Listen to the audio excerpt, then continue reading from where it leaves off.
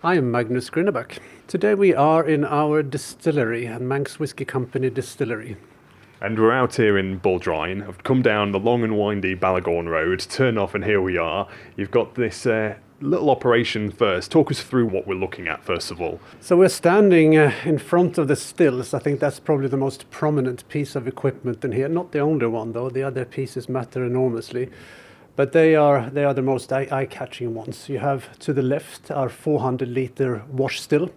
This is where the first distillation takes place. And then you have a smaller still here, which is a 100-litre spirit still. And this is where the final whiskey comes out. So what's the output of something like this? How much can you make in say, a batch? That's a good question. So perhaps it's easy to think what we do every week. So we operate on a weekly basis. And every week we end up producing between 25 and 30 litres of pure alcohol, that is. Now, of course, that gets diluted down to cask strength, about 63%. So in terms of real whiskey, it's probably 45 litres or thereabouts. And then, of course, as that gets bottled in half-litre bottles, you're looking at 80, 90 bottles a week. So, when you think of other distilleries, say looking across to Scotland, what sort of size, what other distilleries would it compare to? Because I've been to, was it Edradour, the really small distilleries in my time. So are we talking about, well, obviously it's a small operation, so similar to that? No, Edradour is much bigger than we are. They prided themselves at one stage to be the smallest distiller in Scotland, and compared to us, they are absolute giants. No, this is very, very small, and I think what we tried to do here, we're never really interested in building a big operation. Rather, I like the idea of what they have in Tasmania, this sort of garage whiskey culture where there are lots of small distillers. I think that's quite charming, and that's something that we were striving for. So it makes it distinct as well, doesn't it? And so take us back. You're in your 7th year now, I want to say. Is that right? Yeah, that's correct. Since we started, of course, the first part of the business is to secure the license and business planning and all that stuff. But the first distillation was done in 2020 in October. So since then we've been distilling regularly, not every week, but most weeks. And how did it start? Is it a passion project of your own? Did you set out to have this, say, 10 years before, or was it just something that you thought, I want to give that a go? Well, I actually always wanted to have a vineyard. Right. But when I came to the island in 2018, and I was working with Scott, who's my business partner here, and I couldn't believe when I came to the island that no one was making whiskey. You have Scotland, you have Ireland nearby, and you have a great climate for it, and just felt like an opportunity too good to not sort of pursue.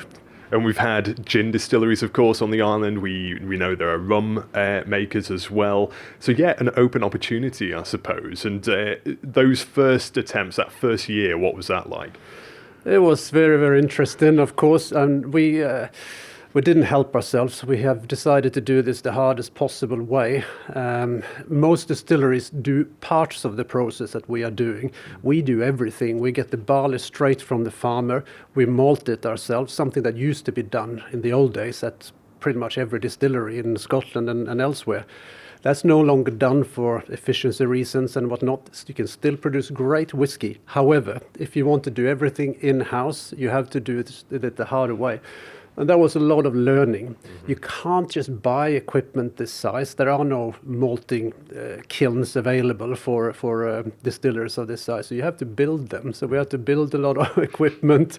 We had to try things out. We had to test different ways of kilning the malt, different steeping schedules. Yeah, there was a steep learning curve. Lots of trial and error. Yes, you can say that. And you pride yourself, don't you, on having 100% Manx ingredients. That's everything. How much of a challenge is that? There are challenges. I mean, I don't want to over-exaggerate that. There are, of course, limitations. I mean, we get really nice barley down from Ballavell Farm outside of Castletown. That's where everything's come from. And the barley that we get creates whiskey that tastes really, really good. It's probably not barley that commercial maltsters would have worked with because it's a little too lean, it's a little too skinny and so on, so it would probably have been rejected for that. But that's for efficiency reasons. Flavor-wise, this is fantastic barley that we get. So it's a little challenging to work with, of course, but I think it's well worth it for the flavor that we're getting, and also the fact that we're making a real Manx product here, and that matters enormously to us. So. And well, the proof's in the pudding, isn't it? Because a few years down the line now, your Manx Whiskies Award, World Whiskies Awards, here we go. This is the third time you've won, is that right? Yes, it's a third gold medal. That's right. We had a silver and a bronze before that as well, but to get the gold medals is really special. I mean, it's really humbling, actually. So tell us about this latest gold award then. What does this relate to? It is. It's a whiskey we call Buramo that we put together for the award, and we will release this again at the end of June and early July in larger quantities than not just a couple of bottles. But this is again, it's barley from Ballavel Farm. It's whiskey from 3 different casks, 2 different bourbon casks and a sherry cask that we have married together. We think that they work better together, and that's what it is. It's cask strength, bottled at 55%. This is just about 4 years old. So. And you say this was specifically created for the awards. What was the awards process like? You submit your whiskies in August, and after that it goes through a first round of tasting, where you have, I think there are probably 2,000 entries or something like that in many, many different categories and whiskies from all over the world. And there, the whiskey gets judged by a number of judges, usually 4 judges, and you get scored, etc. If you're going to have a shot at winning a gold medal, this is kind of where you have to do well. After that, there is a final where there's another tasting in between there where you kind of reconfirm the scores. And then it gets decided who wins the gold medals in this category, who wins the silver, and so on. And after that, which is where we are now, once you've won your gold medals, then these winners proceed to compete against each other for titles for like world's best small batch single malt, which is where we are running. So. And am I reading that right on the label there? 56%? Yes, that's correct. That's correct. So we don't dilute our whiskies. Yeah. Most whiskey you buy is diluted down to 43%. We don't do that. We bottle everything as it comes out of the cask. And then we trust our customers to dilute it themselves to the strength that they want. Sometimes people want to have a bit stronger, sometimes a bit weaker, and everything is right. But if we pre-dilute it, you can't choose yourself. And the name Buramo, where's that from? It's wordplay. Bourbon cask and the sherry cask is an Amontillado cask. So Buramo, it's just putting them together. And what kind of comments did you get then from the panel there? Well, it's tasting notes that talked about, the floral notes, the long and complex finish and so on. I don't have them on top of my head, but I'm happy to share them if you're interested. So. Yeah, absolutely. And I can't taste any today. We're driving, unfortunately, but I'm sure it smells absolutely amazing. So what more can you tell us about this then? And will you be submitting again next year? Yeah, we like doing it. It's a very healthy exercise. It gives us a reason to look forward and think through what do we have in the warehouse and how do we create the best possible whiskey. And I think it's also quite... it's scary and it forces you to really do your best when you know you're going to get judged for what you've put forward, and I quite like the process, and especially, I mean, when you win, it's easy to like it, but it's inspiring. What ideas have you got brewing up for next year? That's or this year, I should say. Yeah, that's a good question. This is the first one we will release. Yeah. Which will come out again end of June, early July. We will do another release towards the autumn, which will probably be a slightly darker, more winter-driven whiskey. And this year we started as well to release a winter dram, which goes out only in bars on the island, because it's very hard. We don't produce much whiskey. It sells out very quickly. So we try to improve the availability by having it in some of the venues that we really like around the island. So sometime in end of November, early December, we release the winter dram for next year as well. So.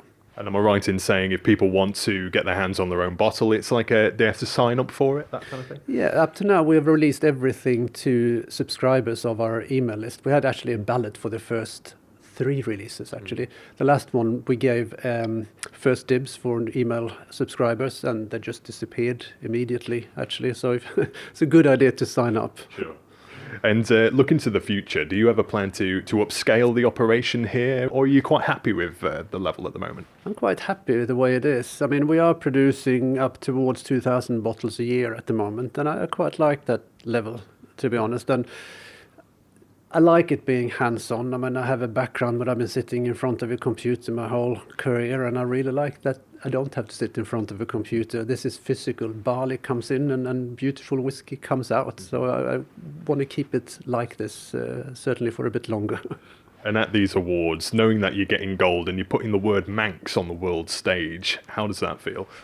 It feels almost surreal, to be honest. I think the fact that you can go to a farm on the Isle of Man, pick up barley, and you work with it, and you produce a whiskey that's there and competes with the very best in the world. I mean, it's humbling is probably the best word to describe it. We're proud to put Manx whisky and whisky from Isle of Man on the map, and I hope we can carry on and do it successful in the future as well. Thank you for making it to the end of the Manx Radio newscast. You are obviously someone with exquisite taste. May I politely suggest you might want to subscribe to this and a wide range of Manx Radio podcasts at your favourite podcast provider, so our best bits will magically appear on your smartphone. Thank you.